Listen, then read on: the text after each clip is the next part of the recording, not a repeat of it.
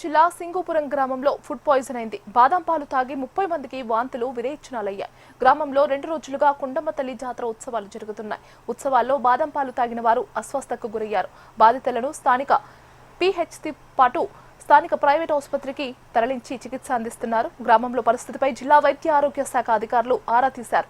సింగూపురం పిహెచ్సిలో చికిత్స పొందుతున్న బాధితులను స్థానిక ఎమ్మెల్యే గోండు శంకర్ పరామర్శించారు. ప్రజలు ఎవరూ ఆందోళన చెందాల్సిన అవసరం లేదని తెలిపారు.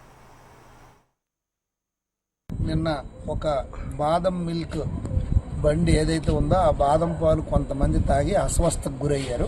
వారందరికీ వెంటనే సింగూపురం పిహెచ్సిలో ట్రీట్మెంట్ ఇవ్వడం జరిగింది. అందరూ యువకులే ఉన్నారు, ఎక్కువ మంది. సో ఎవరైతే ఆ మిల్క్ తాగారో వాళ్ళకి డిసెంట్రీ మాదిరిగా వామిటింగ్స్, సెన్సేషన్ వామిటింగ్స్ అవ్వడం, కొంచెం లూజ్ మోషన్స్ అయ్యాయి. వెంటనే హెల్త్ డిపార్ట్మెంటు అప్రమత్తమయ్యి వారందరికీ అదుపులోకి తీసుకొని ఇంట్లో ఉన్న వాళ్ళకి కూడా తీసుకొచ్చి ట్రీట్మెంట్ ఇచ్చి పంపించడం జరిగింది. ఇప్పుడు ఒక 8 మంది ఉన్నారు. ఆ 8 మంది కూడా బాగానే ఉన్నారు, అందరూ సరదాగా శుభ్రంగా ఉన్నారు. వారికి కూడా ఒక గంట లేకపోతే రేపు మార్నింగ్ పంపించేస్తాం. ఎటువంటి ఇబ్బంది లేదు. సో ఇది కేవలం ఫుడ్ పాయిజనింగ్ వల్లే జరిగింది, కానీ ఎటువంటి ఇతరత్ర ఇది లేదు.